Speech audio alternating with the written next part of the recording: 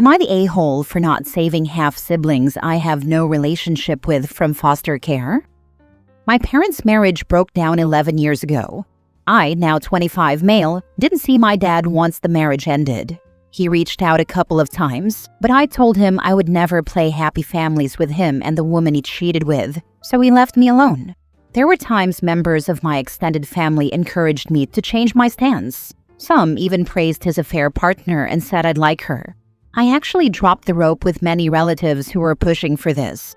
There were others who didn't push or backed off when I said no, but they'd bring up Dad occasionally. I knew he had other kids, never felt a need to meet them. Last year, my dad and his wife were involved in an accident. She died immediately, and he died a week later. Their kids were with our shared grandparents, but my grandpa has a criminal record, and the kids weren't allowed to stay with them. My aunts and uncles didn't step up. Everyone expected me and my wife to step up instead. Since we're married and both have stable jobs and we're young, it was seen as the perfect solution. They passed my name along to the caseworker and I was contacted once. I said no, which was accepted. There was backlash from relatives. I blocked many of them. It died down for a while, but last month they learned the kids were in and out of different homes and had been separated twice in the months they've been in foster care. They visit the kids, which is how they learned all this, but it made them angry with me, even though I have aunts and uncles who never even tried to take them to the best of my knowledge. So I don't feel bad. A lot of Dad's family think I should feel bad. They say I should have saved the kids from foster care. I don't believe so, and my wife agrees. But after blocking in so many different places and seeing how worked up they are, I wanted to ask online, am I the a-hole? Now for the top comments. Not the a-hole. Sounds like you didn't have a relationship with your father and never even met these kids. You have no obligation to take them in, which is a huge life-changing event. That's right. I never met them nor had any contact with them. I have no idea the ages of these kids even, or if they're boys, girls, or what. We're literal strangers. So the people who know these kids, and who had a good enough relationship with their parents to push for you to connect, are refusing to take the kids in? That sounds sketchy to me. They're circus, they're monkeys, not yours. Not the a-hole. Why aren't their mother's family taking care of them? I don't know the answer to this one. I don't care enough to ask. You have no obligation to take this on. Having said that, the system sucks. And unless they end up in a perfect scenario, their lives could be really messed up because none of their family members wanted the responsibility of raising them. I don't think you're an a-hole, but I do feel bad for the kids. Foster care is no joke. I agree that bad things could happen, which is why their actual family members should step up since they're so upset by everything. I was never these kids' family. We never met or had a relationship. I know nothing about them even, but they do know our aunts and uncles. You are doing for them exactly what your dad did when he left you and your mom. Nothing. Nobody has any business volunteering you for anything you didn't sign up for. Exactly this, not his burden nor his responsibility. His deadbeat dad and side chick should have made plans for their kids in case something happened to them, like a reasonably responsible person would do. Just one final failing of this father to add to the seemingly long list of parenting fails. Next story. Am I the a-hole for refusing to take classes to help me take care of my autistic stepbrother? My mom's husband has 2 kids. My stepbrother Jake is 9 and my stepsister Ella is 7. My mom and her husband have been together for 5 years and married for 2. 3 years ago, my mom joined her husband and Ella in classes to learn how to care for people on the spectrum. It's supposed to cover a bunch of stuff and educate on having family members on the spectrum, so it wasn't just about caregiving. I, 17 male, was literally dragged along but didn't take them seriously and never passed the classes.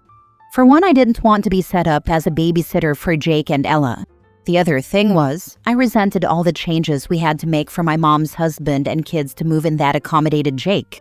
My mom's husband said they wouldn't move in together if I didn't take the classes, which was also what I was hoping for. Clearly that didn't work. And now they lost their regular babysitter who could take care of Jake, so the pressure is on me to take the classes and pass this time. I'm refusing, and I offered to live with a family member if they weren't okay with my decision. Mom said no, and she's not pushing me away.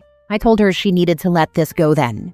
Her husband said I'm being an a-hole to Jake and he deserves better. I told him I already accommodated a lot for Jake, and it should be my choice whether I step up to be a fit babysitter or not. My mom begged me to reconsider, and she told me the babysitting will be off the table. But to pass them to show I want to learn how to interact with Jake better. Am I the a-hole? Not the a-hole. Not your kids, not your problem. Exactly. OP shouldn't be pressured into parenting someone else's kids, especially when they've already done more than enough. They deserve to have boundaries without being guilt-tripped for it. It's on them to find a babysitter or caretaker, not drag an OP any more than he already has, and that stepdad is an a-hole, period. Wow, your stepdad is an a-hole. Hey, I won't move in with you unless your son promises to take care of my child for free. Not the a-hole, bud. Good luck. You're right. And mom isn't a hero either. We won't move in together until you pass the classes. Proceeds to move him in, as you said. That makes this, you only have to pass the classes to prove you want to interact with Jake. Be a blatant, humongous lie. It's pretty obvious that if OP did pass the classes, the next thing out of her mouth would have been, "You're qualified. You get no choice." Poor OP, honestly. Not the a-hole. The real issue here is that even if these classes provide valuable life skills, once you take the class and pass, mom and stepdad will want you to babysit, regardless of your mom saying it's off the table. Yeah, 'cause nothing says totally optional, like emotional blackmail and an empty promise wrapped in guilt sprinkles. Take the class, but don't you dare use it, or we'll guilt trip you for life anyway. Next story. Am I the a-hole for telling my sister that, since she's the favorite, she'll be the one taking care of our mom when she's old? I'm 21 female and my sister is 18. I've always felt like our mom favors her, even if she doesn't say it directly. I study out of town and only come home a few days a week. When I'm gone, my sister uses my stuff without asking. It's happened so many times that I've stopped leaving anything valuable at home. Recently, an aunt sent me a pair of sneakers I really liked. My mom said she couldn't find them, and then my sister showed up wearing them. I asked her to take them off. She refused, we argued, and my mom's only response was something like, "So what? It's not like you're gonna eat them." That same night, my sister started provoking me. She said things like, "Nobody loves you," and called me a freeloader. I was doing the dishes, and when I finished, she came and dropped off her dirty plate, just to say, "You act like it doesn't hurt, but I know it does." I snapped. I told her that if she enjoys being the favorite so much, she better enjoy everything that comes with it, because when mom gets old, she'll be the one changing her diapers and dealing with everything, and I won't help at all. She went silent and locked herself in her room crying. Later, my mom asked me to tell her I was just joking because she's stressed about her national standardized tests. I said no, I meant what I said. My mom got angry, called me ungrateful, said she raised me for nothing, and now she's telling my aunts that I came home just to ruin her peace. So, am I overreacting? Am I the a-hole? Now for the comments. My mom took care of her parents forever, but once she found out they were giving all the valuables to my uncle in their wills, my mom decided to take a step back.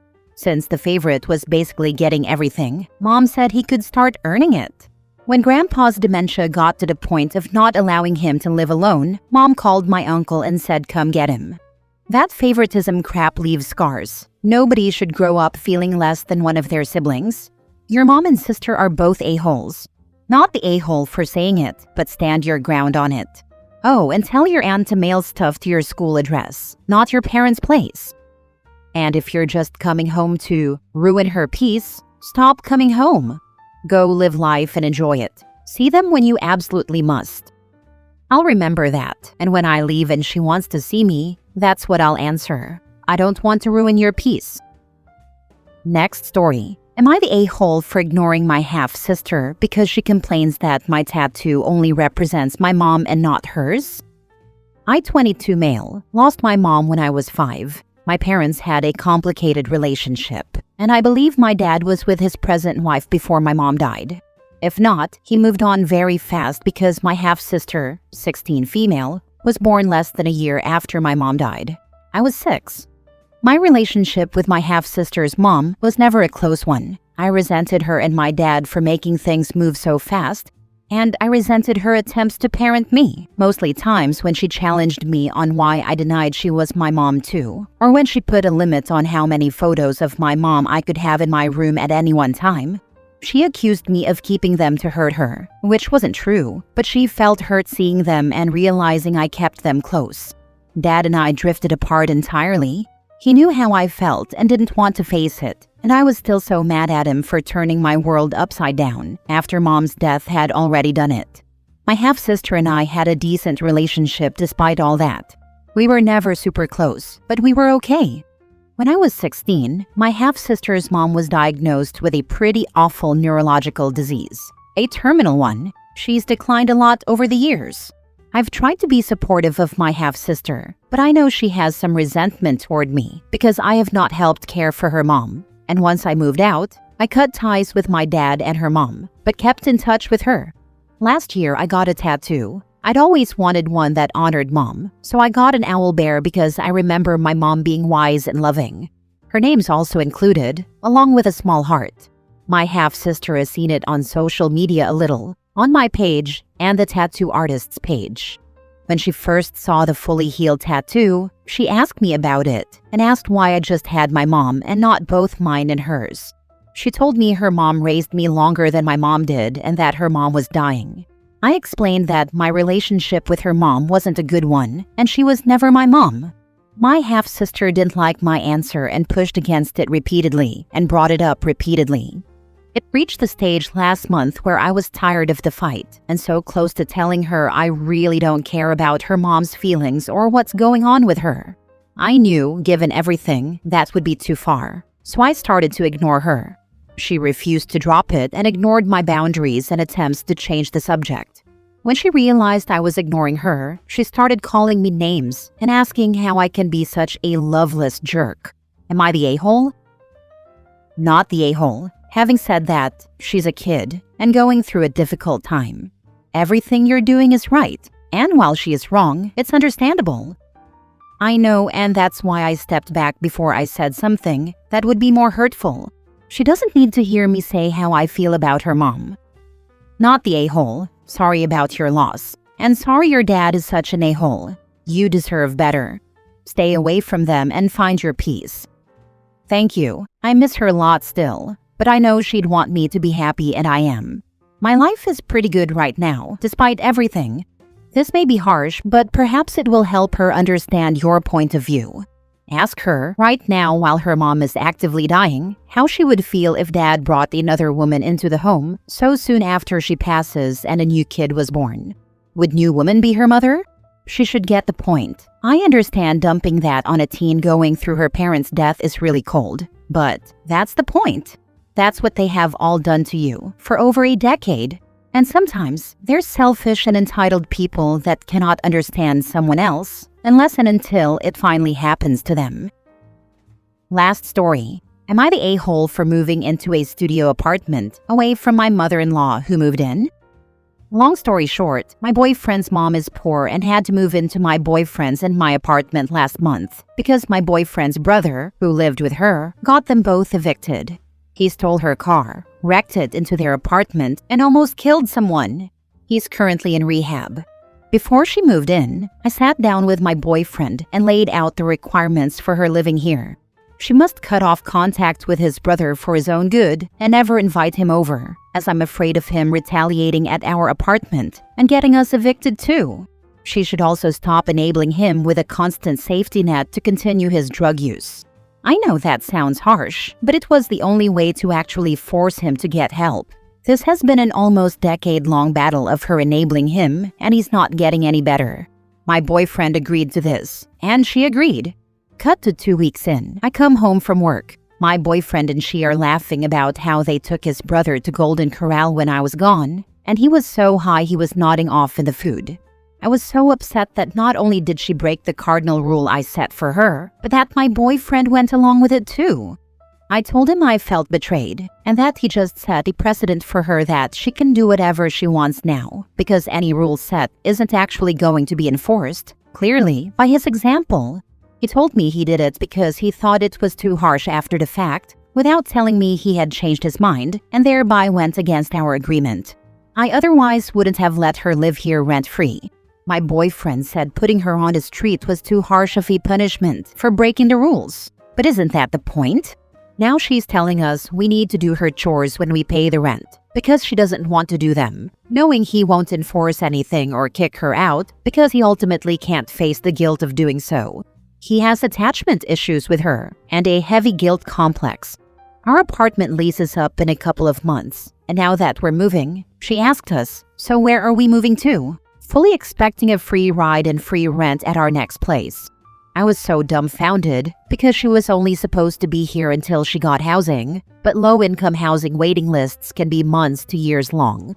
I don't want to live with her anymore because she walks all over us and causes tension between my boyfriend and me. He will never put her on the street because he's controlled by his guilt. When I ask what he plans to do, he said he isn't taking her to our next place, but that would ultimately leave her on the street. And I know deep down, even if we initially move without her, she'll be back in a week or two because he'll feel guilty. So I want to move into a studio apartment now, knowing that I don't believe he's going to let her go, and I've voiced this as a real possibility to him, but I'm being framed as trying to dismantle our relationship. Am I the a-hole? Not the a-hole. Don't sign a lease with him again. His word about how he'll handle his mother is worth less than nothing. She'll be back. This. OP, you are dating him, half the relationship, you are on half the lease, and paying half the rent. You are not being treated like your opinions, resources, and money count. You are half the relationship, but not half the importance. He didn't ask what do you feel about the plans. He made a decision with his mom and told you what was happening. He's disregarded what you say, want, and how you feel. He's assuming that what he says goes, you will follow orders and your resources, and money are his to dispose of as he wishes. Do you want to continue like that?